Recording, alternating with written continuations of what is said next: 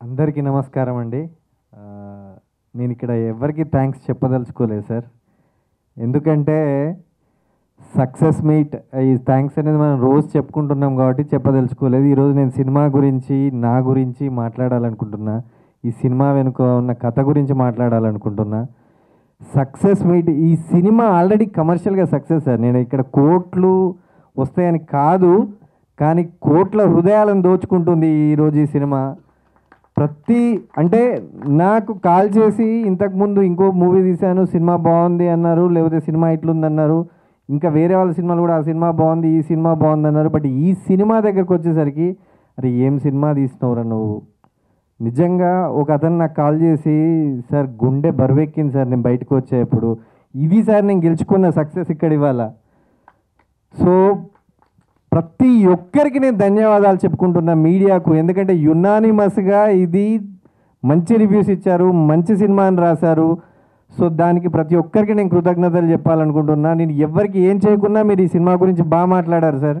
రెండోది ఏంటంటే ఒకరిద్దరు రొటీన్ ఉంది, ఎక్కడో చూసినట్టుంది అని ఇట్లా మాట్లాడారు. నేను దీని గురించి ఎందుకు మాట్లాడుతున్నానంటే సినిమాలు రెండు రకాలు సార్. 99% వచ్చే సినిమా బాగుంది లేదు, సినిమాగా చూస్తారు.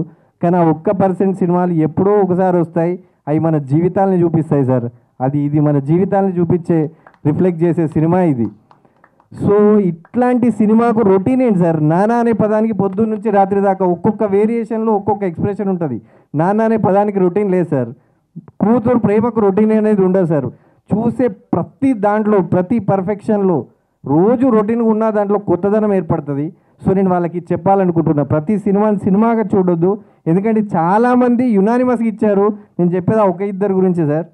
సో ఇది రెండోది, ఈ సినిమా వెనకాల ఉన్న కథ ఏంటంటే మా నాన్నకు మేము ముగ్గురం పిల్లలం సార్. నేను చిన్నోడిని. చాలామంది ఏమంటారంటే అరే చిన్నోడి పైన ప్రేమ ఎక్కువ ఉంటుంది అంటది, కానీ తనలో ఎప్పుడూ మా అక్క మీద చూపించే ప్రేమ నాకు ఎప్పుడు అరే మమ్మల్ని తక్కువ చేస్తున్నాడే మా నాన్నకు మా అక్క ప్రేమ, దాని గురించే నేను చూసేవాడిని సార్. రెండోది ఏంటంటే నాకు పాప కావాలని నేను అనుకున్నాను, కానీ అన్ఫార్చునేట్ నాకు ఇద్దరు అబ్బాయిలే అయిపోయారు. సో నేను ఆ బాధను ప్రతిసారి అనుకునేవాడిని, నాకు ఒక ఆడపిల్ల ఉంటే బాగుండు అని అనుకునేవాడిని సార్. కానీ అది జరగలేదు. నా ఫ్రెండ్ ఎడ్యుకేటెడు, నాకన్నా నా అంత చదువుకున్నాడు. తన వాళ్ళ మిస్సెస్ ఉండి నా కూతురు పుట్టొద్దు అనుకుంటున్నా అన్నప్పుడు నాకు చాలా బాధేసింది సార్. అరే నువ్వు ఏమైనా మూర్ఖుడి వాళ్ళకపోతే నీ కూతురు వద్దనడం ఏంటి మీ మిస్సెస్ అని నేను అడిగితే, ఈరోజు జరుగుతున్న సమస్యలు చూస్తే నేను వద్దనుకుంటున్నానని చెప్పింది. అని తను ఏడ్చాడు, తన వైఫ్ నా ముందు చెప్పింది. నేను ఆ రోజు అనుకున్నాను ఏంటి ఇంత దారుణంగా ఉంది ఆ సిచ్యువేషను అని చెప్పేసి. అఫ్కోర్స్ మనకు అప్పుడప్పుడు జరిగే కొన్ని ఇన్సిడెంట్లు అవి చూస్తుంటాం కదా, వాటిని నిజంగా నా మనసుకు కత్తుకునేలా చేసింది. అందులోంచే వచ్చింది ఈ సినిమా. నా ముందు సినిమా కూడా అట్లాగే ఉంటుంది, కానీ అది సినిమా, ఇది జీవితం, ఇది నిజం సార్. అందుకని ప్రతి ఒక్కరు దీనికి హృదయాలను గెలుచుకున్న సినిమా సార్.